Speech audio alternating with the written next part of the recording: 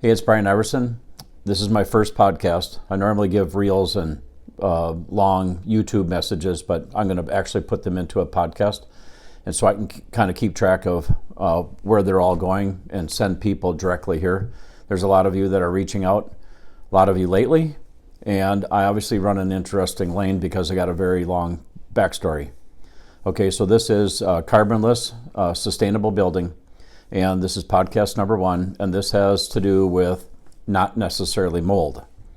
And so I did a reel about a month ago. And in that reel, I talked about how we're remodeling a garage to make a chemical-free environment for a gal. And her chemical allergies are off the charts. If she got behind a city bus, her brain would explode. So there are people out there like that, and I feel for every single one of you. Anyway, somebody listened to that message, which is awesome because you don't know where your reels are going to go. At 5 to 10 million views a month, I don't know who's listening, who's watching. I see the people making comments, the whole 9 yards. So here's the story, is somebody did reach out after that reel was put out. And they said, this is my challenge. And so I picked up the call and talked to the person for some time. I said, I don't think you have mold. I said, I think you got a bigger problem. I said, I think you need to go get the VOCs checked inside your house because I think something else is going on. And I said, but I'll tell you right now, if I was the furnace guy, I would red flag your house because if you have a furnace, something's bad's going on. So he moved out immediately. He didn't go back into the house, called me from his truck. And so he now lives in the garage. So here's what ended up happening, is he did get a VOC check.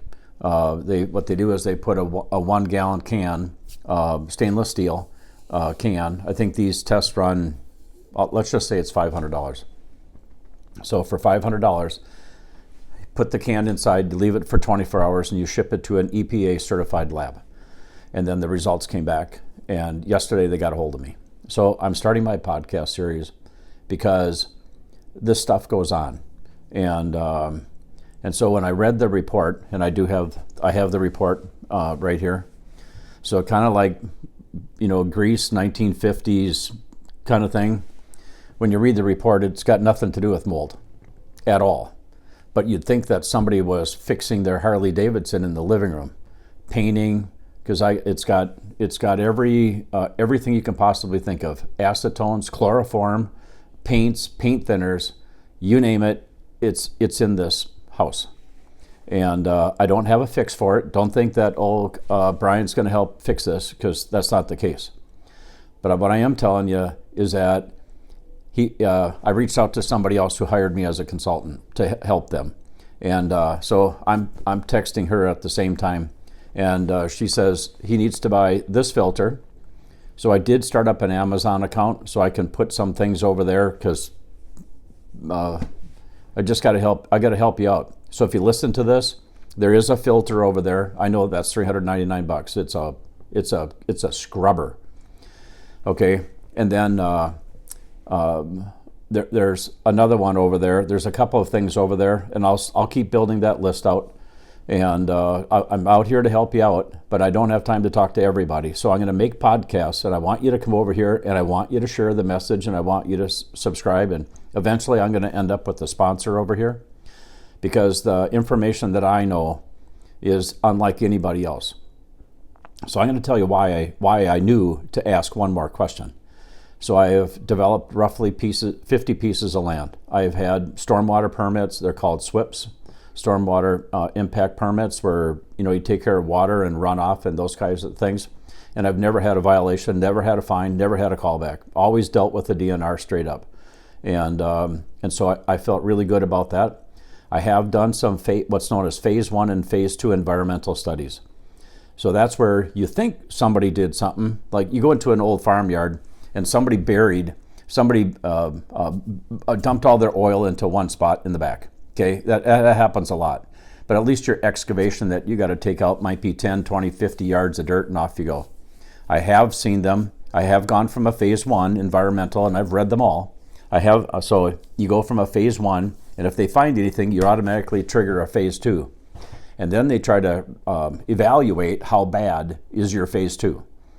Because you don't want a phase 3, because that's full-blown hazmat. People are coming in white uniforms and scuba suits and the whole 9 yards, and they're excavating out, and you got a big penalty and fine. That's super fun money. So I've read all of those reports as well. And then in developing all the thermal studs products, I have figured out how to work with closed cell spray foam. So worked with closed cell spray foam so much that I had to read what's known as MSDS sheets, so material safe handling. I know all the language in those because you have to keep your employees safe. There are monitors that you can wear because they're known as VOC discharges. This house has VOC in it, but it's like methane gas. It's odorless. He had no idea that this stuff was going on, let alone no idea where it came from. And so, like, before I forget, the first thing I told him to do is go get yourself a water test. And I know as well it's 200 feet deep, but heaven forbid there's something down 200 feet in his water. I'll tell you that. Yep. Okay. So the moral of the story here is I happen to have, through education and a lot of other things, I knew to ask one more question. And I thank the good Lord that I was able to ask the question. He got out of the house right away. No fooling around. There's absolutely no fooling around. Somebody should have red tagged this house right away. But now he's going to have to go in there and clean it up and figure it out. This poor gentleman is on a fixed budget, fixed income. And so to go in and do a complete gut job on his house, I'm not sure what he's going to end up doing. He's got to do soil samples outside. He's going to start those so he can pick at it one piece at a time, but he's out of that environment. So I'm here. I don't want anything from anybody. Just make comments below saying, hey, I know somebody that's over here. But when you start building houses as tight as what I recommend, there has to be monitoring inside the house. There has to be. It's imperative. You build them tight like a plastic baggie so that you minimize your air changes per hour. That's what we're doing. And that's the only way to control your HVAC payment. Okay, if you didn't know this, electric rates 50 years ago, do you know what my parents paid 50 years ago for electric and gas? Well, they started out with coal, shoveling coal. But anyway, they paid anywhere from $10 to $25 a month. I guarantee you that house is way more than $200 a month today. And in fact, it might be $300. It wasn't a very big house, but it leaked air like sieves. Curtains and drapes could have moved. But the tighter we make houses, you have to ventilate those. You got to monitor them up here in this and where this is at. There's ground source chemicals potentially, and so there's going to have to be some monitoring done. You make them tight. You have to ventilate and ventilate and ventilate. I know you can't see it, but I have my fresh air intake right here. My furnace, my little mini splits down there. My Brown AI unit is down here. It's 50 feet away. I use the hallway to move my air.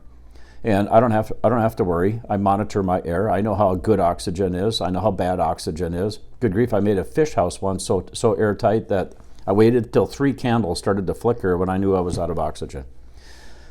I know, but unless you have somebody like me playing with all this stuff and figuring this stuff out, and now I'm going to teach you and educate you, I just want you to follow me and share the message. Because if this person reached out, there are more of you. Okay, I'm not scaring you. This isn't a scare tactic whatsoever. It's just, you need to ask one more question. If you have mold in the wall, boom, you can deal with that. I'm not here to scare you at all. Talked to a gal yesterday, got a challenged child at home.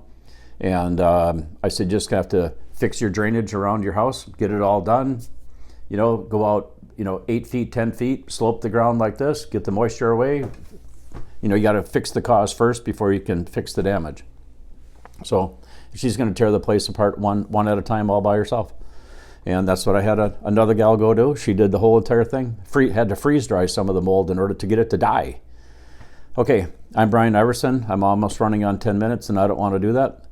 So thanks for listening. I hope I gave somebody a message and an encouragement, and I hope you can share the message. God bless you.